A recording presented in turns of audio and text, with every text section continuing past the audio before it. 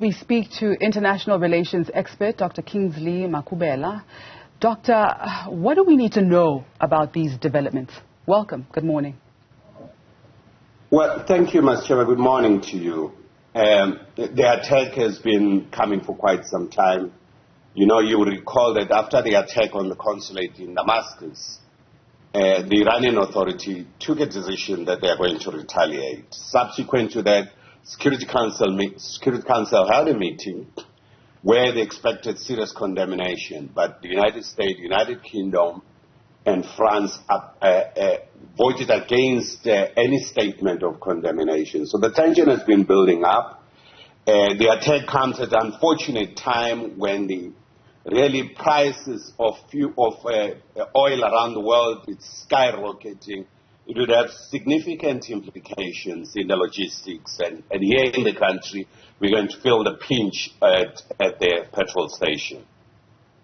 Explain to me more, especially in layman's terms, in terms of the impact of this on us as South African citizens. You know, the Iranians have seized the British ship on the Strait of Hormuz. There's about 25% of the global oil that moves around the Red Sea and to various markets. And there's been a really serious tension around this, and the control on the Strait of Hormuz by the Iranians has prevented the movement of ships around there. A British ship was seized.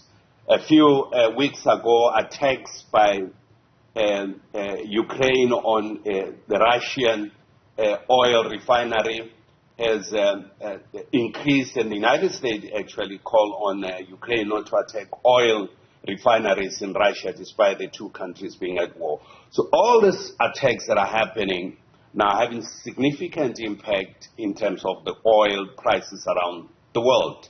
And it's going to have serious implications because we are not oil-producing country. We depend on importing oil and oil products. So it's going to have serious ramification on us. Global logistics, the movement of goods and services are affected. It's going to be very expensive to move goods and services around the world. The fuel prices for planes is going to increase. So it has serious ramification in terms of the world's logistics. And that's why there's been an effort to try to prevent the retaliation by Israel, by Iran, I beg your pardon. But it has been coming since the killing of 13 Iranian at the consulate right at the beginning of this month. We've heard from the international community. What's our position as a country?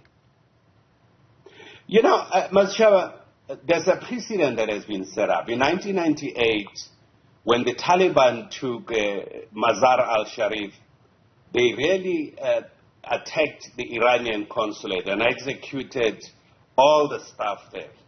The Security Council convened a meeting. I think Sweden at that time was chairing the Security Council, made a serious condemnation because the attack on a diplomatic premises, it's like an attack on the country of that diplomatic premises. So they made a firm statement because that was in violation of international law.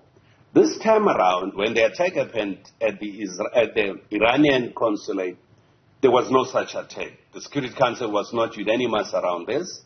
It then set up a wrong precedent. We've seen also the attack by Ecuador on the Mexican embassy and seizing the former diplomat. So you're starting to see a really concerning precedent that is starting to emerge, or rather trend that is starting to emerge, attacking diplomatic missions.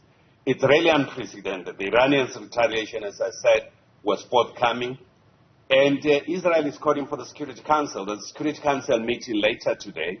And I think the Russians and the Chinese are going to vote against this. Even a statement won't be issued out because they expected the other partners in the Permanent Security Council to vote for the statement condemning the Israeli. So you're likely to continue to see this paralysis of the Security Council. And in light of these recent developments, Dr. Makhubela, what is the best possible outcome? Well, it's quite encouraging to hear President Biden saying that they are going to coordinate diplomatic efforts. One hopes this is not a military diplomatic effort to retaliate against Iran because it's going to scale up the conflict. I think if they can use their diplomatic prowess and their diplomatic statecraft to try to de-escalate tension in that part of the world, it will be very helpful. The power now is moving to the G7 countries, not the Security Council. Of course, the G7 countries has no legal standing in terms of international law. It's an association of like-minded countries. But it's useful now to go back to the international law, because this rule-based arrangement by the United States that is very selective is the one that is creating challenges. I think sticking to international law is the most plausible way to try to de-escalate tension around the world. And I think reaching out to countries like China and Russia to assist in the de-escalation of this tension. What we are afraid of after last night's attack is a full war between Israel and Iran. And as you know, as you indicated, Mr. Chairman, the United States and the United Kingdom have participated in providing air protection for Israel last night, meaning that, because the Iranians have said this in the past, that should the U.S. get involved, they'll start to target U.S. military personnel in the region. So we hope it won't reach that stage. There will be some level of de-escalation of this conflict. Thank you so much, Doctor, for your time and for your insights. That was international relations expert Dr. Kingsley Makhubela.